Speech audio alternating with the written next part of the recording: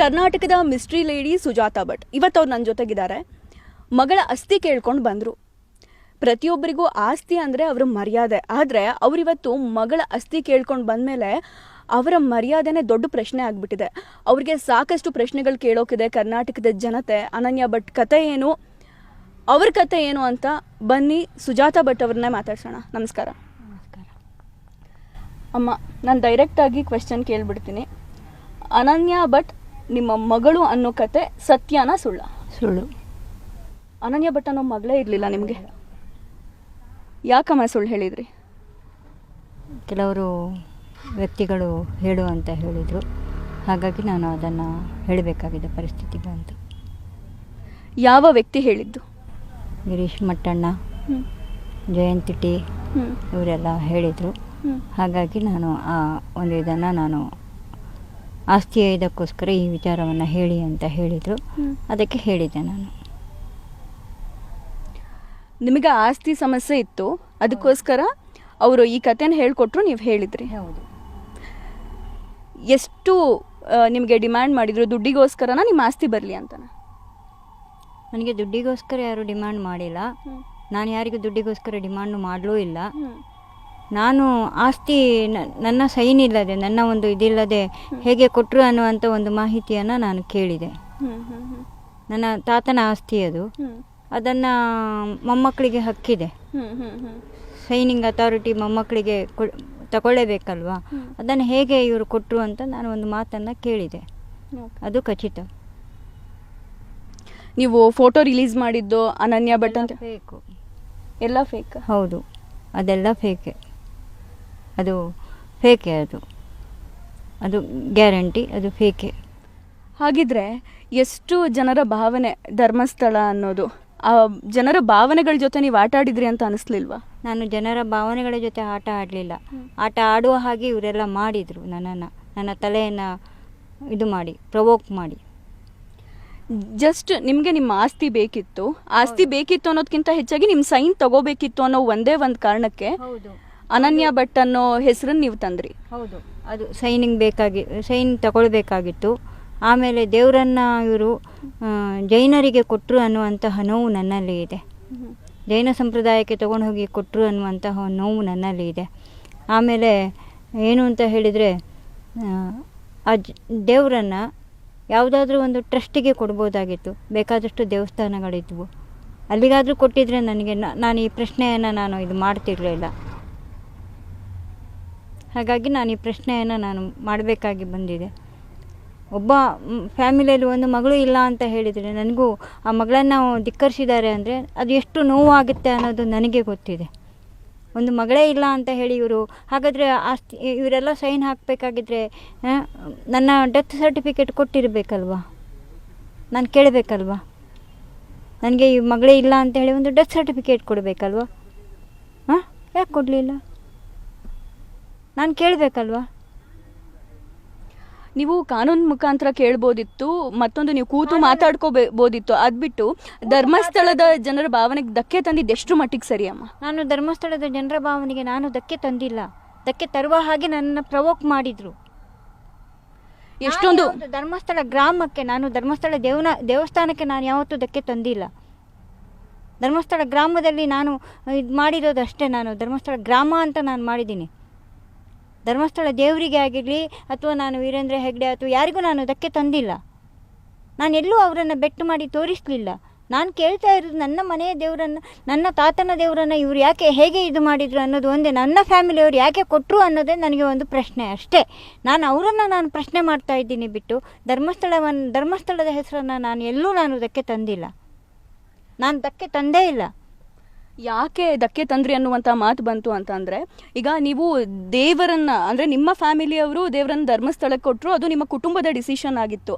ಅದು ಬಿಟ್ಟು ನೀವು ಅನನ್ಯ ಭಟ್ ಕತೆ ಇರ್ಬೋದು, ನನ್ನ ಮಗಳು ಮೆಡಿಕಲ್ ಕಾಲೇಜ್ ಓದ್ತಾ ಇದ್ಲು, ಈ ಆಸ್ತಿಗೋಸ್ಕರ ನಾನು ಅನನ್ಯ ಭಟ್ ಕಥೆಯನ್ನು ನಾನು ಕಟ್ಟಿದ್ದೀನಿ. ಹೌದು, ಈ ಆಸ್ತಿಗೋಸ್ಕರ. ಯಾಕೆ ನನ್ನನ್ನು ಇದರಿಂದ ನೀವು ಇದು ಮಾಡಿದ್ರಿ? ಹುಡುಕ್ಬೋದಾಗಿತ್ತಲ್ವಾ? ಇಲ್ಲ, ನಮಗೆ ಹೀಗಿದ್ದಾರೆ, ಅವ್ರ ಹತ್ರನೂ ನಾವು ತೊಗೊಳ್ಬೇಕನ್ನುವಂಥದ್ದು ಒಂದು ಇದಿತ್ತಲ್ವ. ಅವರು ಪ್ರಶ್ನೆ ಮಾಡ್ಬೋದಾಗಿತ್ತಲ್ಲ, ಯಾರು ತೊಗೊಂಡಿದ್ದಾರೆ, ಯಾರು ದೇವಸ್ಥಾನಕ್ಕೆ ದಾನ ಅಂತ ತೊಗೊಂಡಿದ್ದಾರೆ, ಅವರು ಒಂದು ಇದನ್ನು ವಂಶವೃಕ್ಷ ಕೊಡಿ ಅಂತ ಕೇಳ್ಬೋದಾಗಿತ್ತಲ್ವ. ಓಕೆ. ಅದು ತಪ್ಪಲ್ವಾ? ತಪ್ಪು ತಾನೆ? ಹಾಗಾದರೆ 3 ಹೆಣ್ಣು ಮಕ್ಕಳಂದ್ರೆ ನಾನೆಲ್ಲಿಂದ ಬರ್ತೀನಿ? ಹಾಂ, ತಪ್ಪಲ್ವಾ ಅದು? ನಾನು ಕೇಳಿದ್ರಲ್ಲಿ ಏನಿದೆ? ನಾನು ಧರ್ಮಸ್ಥಳವನ್ನು ಎಲ್ಲೂ ನಾನು ಯಾರನ್ನು ನಾನು ಇದು ಮಾಡಿಲ್ಲ. ಇವ್ರು ಯಾಕೆ ಇದಕ್ಕೆ ಅವರಿಗೆ ಕೊಟ್ಟರು ಅನ್ನುವಂಥದ್ದು ಮಾತ್ರ ನಾನು ಪ್ರಶ್ನೆ ಮಾಡ್ತಾ ಇದ್ದೀನಿ. ಯಾಕೆ ಬೇರೆ ಯಾರೂ ಇರಲಿಲ್ವಾ ಕೊಡೋಕ್ಕೆ? ಅಂದರೆ ಇವರಿಗೆ ಕೋಟ್ಯಾಂತರ ರೂಪಾಯಿ ಬೇಕಾಗಿತ್ತು ಅಲ್ವಾ? ದುಡ್ಡು ತಗೊಂಡಿರೋರು ಯಾರು ಇಲ್ಲಿ? ಹಾಂ, ನನಗೆ ದುಡ್ಡಿನ ಅವಶ್ಯಕತೆ ಇಲ್ಲ ಮೇಡಮ್. ನಾನು ದುಡ್ದು ಜೀವನ ನಡೆಸ್ತೀನಿ. ನನಗೆ ದುಡ್ಡಿನ ಅವಶ್ಯಕತೆ, ನನಗೆ ದುಡ್ಡು ಬೇಕು ಅಂತ ನಾನು ಎಲ್ಲೂ ಇದು ಮಾಡಲಿಲ್ಲ, ಭಿಕ್ಷೆನೂ ಎತ್ತಿಲ್ಲ. ನಾನು ಸ್ವತಃ ನಾನು ಸ್ವಾಭಿಮಾನಿ. ನಾನು ದುಡ್ದು ತಿಂತೀನಿ ಬಿಟ್ಟು ನಾನು ಯಾರ ಹಂಗಲ್ಲೂ ನಾನು ಬದುಕಲಿಕ್ಕೆ ಇಷ್ಟ ಇಲ್ಲ. ಇಷ್ಟು ವರ್ಷದಿಂದನೂ ಯಾರ ಹಂಗಲ್ಲೂ ನಾನು ಬದುಕಲಿಲ್ಲ. ಲಿವಿಂಗ್ ಟುಗೆದರಲ್ಲಿ ಇದ್ರೂ ನಾನು ದುಡ್ದು ನಾನು ಅವರನ್ನು ಸಾಕಿದ್ದೀನಿ ಬಿಟ್ಟು ನಾನು ಯಾರ ಹಂಗಲ್ಲೂ ನಾನು ಬದುಕಲಿಲ್ಲ ಮೇಡಮ್. ಖಂಡಿತ ನನಗೆ ನಿಮ್ಮ ನೋವು ಅರ್ಥ ಆಗ್ತಿದೆ.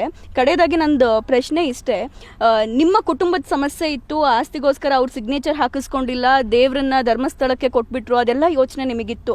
ಆ ಎಲ್ಲ ನೋವು ಸಂಕಟಕ್ಕಿಂತ ಇವತ್ತು ಕರ್ನಾಟಕದ ಜನ ಈ ಕೇಸ್ ವಿಚಾರವಾಗಿ ನಿಮ್ಮ ಕ್ಯಾರೆಕ್ಟರ್ ತೇಜೋವಧ ಆಗ್ತಾ ಇದೆ. ಈ ವಯಸ್ಸಿನಲ್ಲಿ ನೀವು ಅನುಭವಿಸಬಾರ್ದನ್ನೆಲ್ಲ ಅನುಭವಿಸ್ತಾ ಇದ್ದೀರಾ. ಬೇಕಿತ್ತಾ ಇದು? ನನಗೆ ಬೇಡ ಆಗಿತ್ತು. ಇವರೆಲ್ಲ ನನ್ನನ್ನು ಒಂದು ಕೂಪ ಮಾಡಿಕೊಂಡು ನನ್ನನ್ನು ನನಗೆ ಈ ರೀತಿಯೆಲ್ಲ ಆಗುತ್ತೆ, ಇಷ್ಟರ ಮಟ್ಟಕ್ಕೆ ಹೋಗುತ್ತೆ ಅನ್ನೋದು ನನಗೆ ಗೊತ್ತಿರಲಿಲ್ಲ ಮೇಡಮ್. ದಯವಿಟ್ಟು ನನ್ನ ಒಂದು ಇದನ್ನು ಇವರು ದುರುಪಯೋಗ ಮಾಡಿಕೊಂಡು ಬಿಟ್ಟರು. ಈ ಲೆವೆಲಿಗೆ ಹೋಗುತ್ತೆ, ಈ ಲೆವೆಲ್ ಮಾಡ್ತಾರೆ ಅನ್ನುವಂಥದ್ದು ನನಗೆ ಗೊತ್ತಿರಲಿಲ್ಲ ಮೇಡಮ್. ದಯವಿಟ್ಟು ನನಗೆ ಗೊತ್ತಿಲ್ಲ ಈ ಲೆವೆಲಲ್ಲಿ, ಇಷ್ಟೊಂದು ದೊಡ್ಡ ಲೆವೆಲಲ್ಲಿ ಈ ರೀತಿ ಆಗುತ್ತೆ. ಆಮೇಲೆ ನಾನು ಯಾವುದಾದ್ರೂ ಆಯಿತು, ಇದನ್ನು ಮಾಡಿದ್ದೀನಿ, ಆಯಿತು. ನಾನು ಕೇಳಿರುವ ಒಂದು ಉದ್ದೇಶನೇ ಬೇರೆ ಆಗಿತ್ತು. ಆದರೆ ನನ್ನನ್ನು ಇನ್ವೆಸ್ಟಿಗೇಟ್ ಮಾಡಿ ನನ್ನ ತೇಜೋವಧೆ ಮಾಡುವಂಥವ್ರು ಯಾರು ಸರ್? ಇವರು ಎಲ್ಲಿ ಇಡಬೇಕು ಅಲ್ಲಿ ಇರಬೇಕಾಗಿತ್ತು. ಇಲ್ಲಿ ನನ್ನನ್ನು ಒಂದು ಮಾತು ಕೇಳ್ಬೋದಾಗಿತ್ತಲ್ವ? ಯಾಕೆ ಕೇಳಿಲ್ಲ? ತೇಜೋವಧೆ ಯಾಕೆ ಮಾಡಬೇಕು? ಒಂದು ವಯಸ್ಸಾದವರನ್ನು ತೇಜೋವಧೆ ಮಾಡೋದು ಈ ವಯಸ್ಸಿನಲ್ಲಿ ಅವರಿಗೆಷ್ಟು ಸಮಂಜಸ? ನಿಮ್ಮ ವಯಸ್ಸು ಅದೆಲ್ಲದೂ ಒಂದ್ ಕಡೆ ಆದ್ರೆ ಅಮ್ಮ, ಇಲ್ಲಿ ಕರ್ನಾಟಕದ ಜನರಿಗೆ ಏನ್ ಮ್ಯಾಟರ್ ಆಗುತ್ತೆ ಅನ್ನೋದಿದ್ರೆ, ನೀವು ಅನನ್ಯ ಭಟ್ ಕತೆ ಹೇಳಿದಾಗ ಇಡೀ ಕರ್ನಾಟಕದ ಜನತೆ ಅನ್ಕೊಳ್ತು ನನ್ನ ಮನೆ ಮಗಳಿಗೆ ಆಗಿದ್ದ ಅಂತ. ಬಟ್ ಅದು ಸುಳ್ಳು ಅಂತ ಗೊತ್ತಾದಾಗ ಅವರ ಭಾವನೆಗಳಿಗೆ ಧಕ್ಕೆ ಬರೋದಿದೆ ಅಲ್ವಾ? ನೀವೆಂತ ನೋವಲ್ಲಿದ್ದೀರಾ, ಅದನ್ನ ಆ ಸುಳ್ಳನ್ನ ನಂಬಿದವರು ಅಷ್ಟೇ ನೋವಲ್ಲಿದ್ದಾರೆ. ಹಾಗಾಗಿ ನೀವಿವತ್ತು ಕರ್ನಾಟಕದ ಜನತೆಗೆ ಕ್ಷಮೆ ಕೇಳಬೇಕು, ಧರ್ಮಸ್ಥಳದ ಭಕ್ತಾದಿಗಳಿಗೆ ಕ್ಷಮೆ ಕೇಳಬೇಕು. ಯಾಕಂದ್ರೆ ಒಂದ್ ಕ್ಷಣ ಅನಿಸ್ತು, ಅಯ್ಯೋ ದೇವಸ್ಥಾನಕ್ಕೆ ಬಂದಿರೋ ಮೆಡಿಕಲ್ ಕಾಲೇಜ್ ಓದ್ತಿರೋ ಹುಡುಗಿಗೆ ಈ ರೀತಿ ಆಗ್ಬಿಡ್ತಲ್ಲ ಅಂತ ಇಡೀ ಕರ್ನಾಟಕ ಅನುಕಂಪ ತೋರಿಸ್ಬಿಡ್ತಲ್ಲಮ್ಮ. ಹೌದು, ನಾನು ಅದಕ್ಕೋಸ್ಕರ ನಾನು ಸಮಗ್ರ ಜನತೆಗೆ, ದೇಶದ ಜನತೆಗೆ, ಕರ್ನಾಟಕ ಜನತೆಗೆ ನನ್ನಿಂದ ತಪ್ಪಾಗಿದೆ, ನನ್ನಿಂದ ನಾನು ಕ್ಷಮೆ ಕೋರ್ತೀನಿ. ಅಷ್ಟೇ ನನ್ನ ಒಂದು ಇದು, ಅಷ್ಟೇ. ದಯವಿಟ್ಟು ನಾನು ಧರ್ಮಸ್ಥಳ ಒಂದು ಇದಕ್ಕೂ ನಾನು ಕ್ಷಮೆಯನ್ನು ಕೋರ್ತೀನಿ. ಇಲ್ಲಿಗೆ ನನ್ನನ್ನು ಮುಕ್ತಿಗೊಳಿಸಿ ಸಾಕು. ನನ್ನ ಜೀವನ ನಾನು ರೂಢಿಸ್ಕೊಂಡು ಹೋಗ್ತೀನಿ, ಅಷ್ಟೇ ಸಾಕು. ದಯವಿಟ್ಟು ಕ್ಷಮಿಸಿ ಅನ್ನುವಂಥದ್ದನ್ನು ನಾನು ಕೇಳ್ತಾ ಇದ್ದೀನಿ. ಅಮ್ಮ, ಅವರು ಈಗ ಹೇಳಿದ್ರಿ ನೀವು, ಅವರು ಬಂದು ನಮಗೆ ಒತ್ತಾಯಪೂರ್ವಕವಾಗಿ ಈಗ ಹೇಳಿಸಿದ್ರು ಅಂತ. ಹೌದು, ನಿಜವಾಗ್ಲೂ ಹೇಳಿಸಿದ್ರಾ? ಹೌದು, ಹೇಳಿಸಿದ್ರು. ನನಗೆ ಈ ರೀತಿಯಲ್ಲಿ ಆಗುತ್ತೆ ಅನ್ನೋದು, ನನಗೆ ಈ ಪ್ರಪಕಂಡ ಆಗ್ತದೆ ಅನ್ನೋದು ನನಗೆ ಗೊತ್ತಿಲ್ಲ. ಇಷ್ಟೊಂದು ದೊಡ್ಡ ಒಂದು ಇದಾಗುತ್ತೆ ಅನ್ನೋದು ನನಗೆ ಗೊತ್ತಿಲ್ಲ.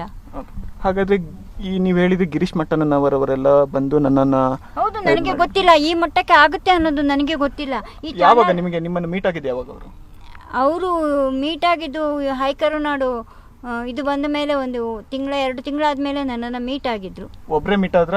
ಎಷ್ಟು ಜನ ಇದ್ರು? ಇಲ್ಲ, ಒಬ್ಬರೇ ಬಂದು ಮೀಟ್ ಆಗಿರೋದು. ಏನ್ ಹೇಳಿದ್ರು? ಆಯ್ತು, ನಾವಿದ್ದೀವಿ ನಿಮ್ಮ ಜೊತೆಗೆ ಅಂತ ಹೇಳಿದ್ರು.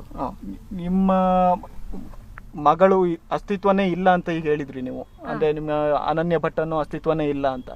ಹಾಗೆ ಹೇಳೋದಕ್ಕೆ ಅವರೇ ಹೇಳ್ಕೊಟ್ಟಿದ್ದ? ಹೌದು, ಅವರೇ ಹೇಳಿಕೊಟ್ರು. ಎಷ್ಟು ಹಣ ಯಾವುದು ಕೊಡ್ಲಿಲ್ಲ. ಅದನ್ನ ನಾನು ಸುಮ್ಮನೆ ಇದು ಮಾಡಬಾರ್ದು. ಒಬ್ಬರ ಮೇಲೆ ತೀರಾ ಅಪಪ್ರಚಾರ ಅಥವಾ ಆರೋಪ ನಾನು ಮಾಡಿದ್ರಲ್ಲಿ ಯಾರು ಹಣದ ವಿಷಯ ಏನಿಲ್ಲ.